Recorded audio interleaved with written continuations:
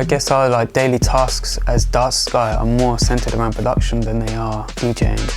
Even though like we do have a massive passion for collecting records and discovering new music. I was playing the drums for quite a few years. Having that kind of rhythm backbone has helped a lot. Also a great way to just like come up with new rhythms, go to the studio and then try and program them beats into the computer. One thing I remember from school actually is like during our lunch breaks, we'd be like, oh, where's Matt? Matt's in a music hall having a drum lesson. And like, I never made that sort of connection of like studying music and that. I was just concerned with listening to music rather than actually recreating or producing it. It wasn't until like years later. So Matt was like way ahead of us in that respect.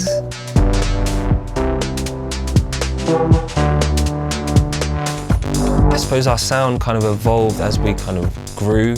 Our taste kind of matured and like going out, clubbing.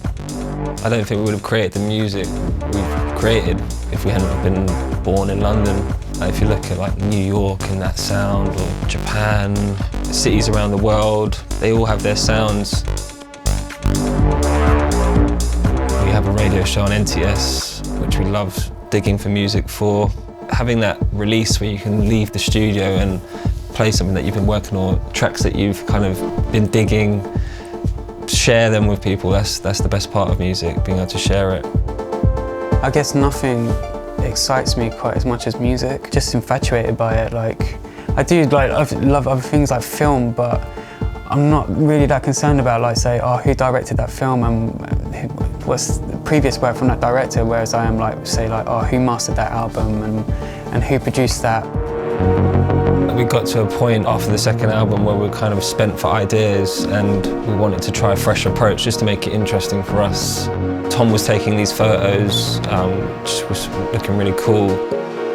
Photography is just like another art form, it's another like outlet for me to be creative.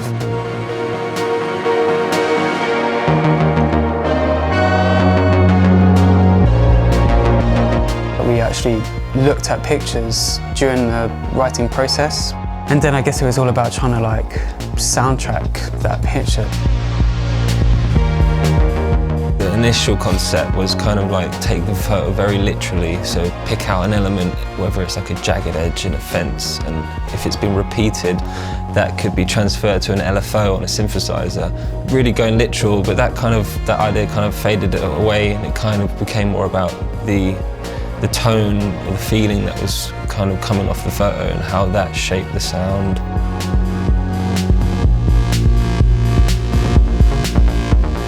Matt is sort of like the main engineer, producer, but then like that was cool about writing the album. We were both like just jumped on whatever we had set up and just like both just noodled away. We were just treating the computer like a tape deck really, rolling big takes of audio. Maybe hour, 2 hour, 3 hour jams, and then just go back and we'd have like 60-minute arrangement pages with a few beats on them, and then maybe just like start working on one.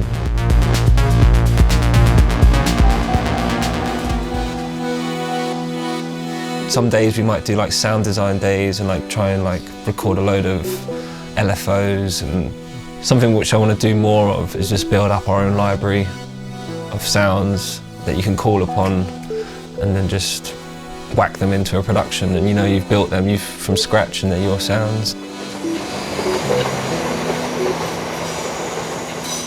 I feel like technology does shape the sound of a generation. If you look back at music from like 70s and 80s and then 90s and how music kind of changed and the gear was evolving with the music that was being put out.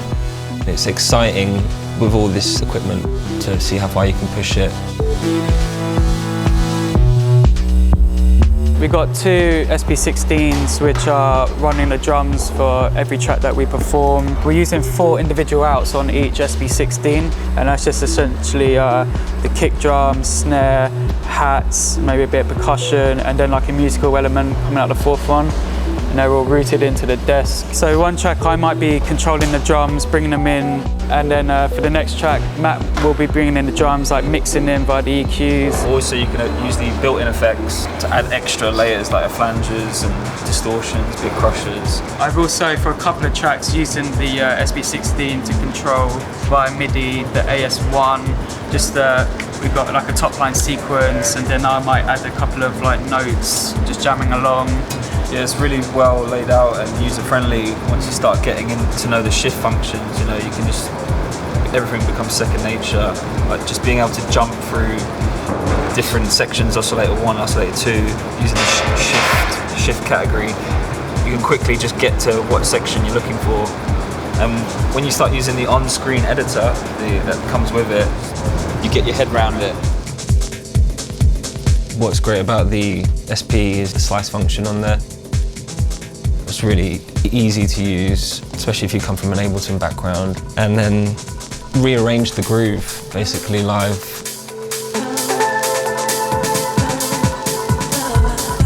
Being able to color code what pads are for the instruments is just amazing. So we have all our kicks in red, all the snares in blue, and then hats in green, and then have that on both machines. So I could be on Tom's machine and know exactly what that is without having to look at the screen. Then also you've got all the parameter lock options where you can map them to the effects. So you can do step locks for certain effects. Each scene represents a different track in the set, and then within those scenes we'll have different patterns which we'll switch into as the track progresses. You can see we've got 2 elements in here, which is just a drum and a bit of percussion, which is running the AS1.